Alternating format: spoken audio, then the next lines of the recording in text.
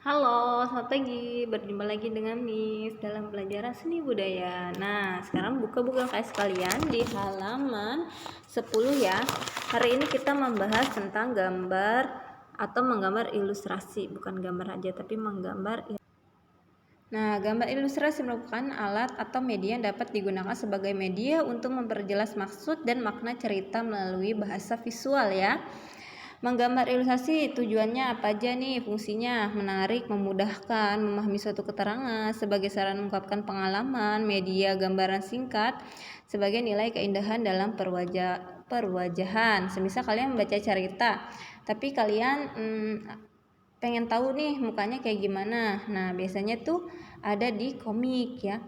Selanjutnya jenis-jenisnya ada apa aja ya? Komik adalah gambar ilustrasi yang terdiri dari rangkaian gambar yang saling berhubungan, bukan cuman bentuknya bukan cuman buku ya nak, tapi juga ada yang berbentuk video atau berbentuk film ya. Nah, ada komik edukasi ya, tujuannya apa? Bukan hanya hiburan tapi juga sebagai edukasi. Ada komik promosi iklan, biasanya ada di produk-produk anak-anak ya, vitamin-vitamin yang menggunakan ilustrasi visual animasi, tokoh-tokoh superhero. Ada komik wayang, komik silat, dan biasa kalian lihat nih komik kartun. Nah, kartun ini termasuk komik ya nak. Ada komik potongan. Komik potongan apa Miss? Ya sama seperti kartun, cuma dia lebih pendek ceritanya. Selanjutnya ada komik tahunan, ada komik online, kalian bisa baca di online. Ada komik buku nih, siapa yang suka baca komik. Ada juga kartun seperti gambar di sini SpongeBob ya, termasuk komik ya nak. Ada figment, figment itu ilustrasi dari kumpulan gambar. Nih lihat, dari kumpulan ada di sini ada banyak macam ya, ada bunganya.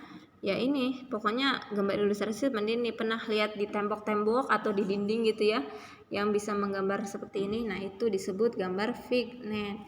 Selanjutnya ada karikatur. Kalau karikatur ini gambar ilustrasi yang menampilkan karakter seseorang, biasanya dilebih-lebihkan, dilucu-lucuin, diunik-unikin, dan mengandung kritikan atau saran. Dan biasanya di sini tulis kritikan-kritikannya ya. Selanjutnya alat dan bahannya nih, ada krayon, pensil, ada bahan berupa cat air, poster, akrilik, dan cat minyak banyak ya. Ada langkah-langkahnya juga, memberikan bayangan memberikan bayangan bentuk alat, menghubungkan tulisan dengan individualitas, mengkomunikasikan cerita, dapat menerangkan konsep yang disampaikan, memberikan humor untuk menghilangkan rasa bosan. Nah, selain itu ada juga fungsinya. Fungsi yang pertama adalah fungsi ilustrasi. Ilustrasi deskriptif, biasanya dia secara verbal dan bersifat naratif, jadi dia lebih spesifik. Tapi itu tidak efektif karena orang yang bacanya akan merasa bosan. Selanjutnya ada ilustrasi berfungsi ekspresif.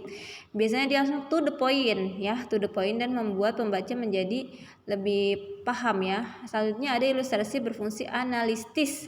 Kalau analitis ini dia di detail satu persatu dijelaskan namun mudah dipahami.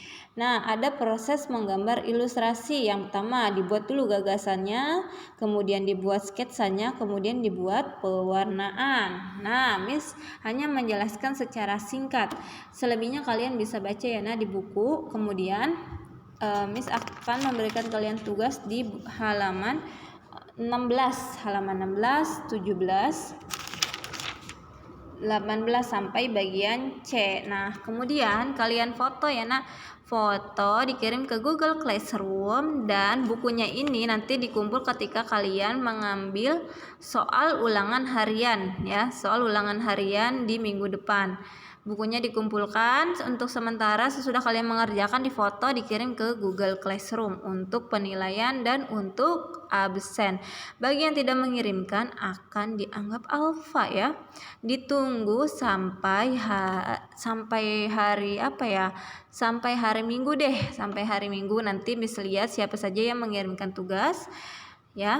Ingat sampai halaman 18 bagian C. Oke?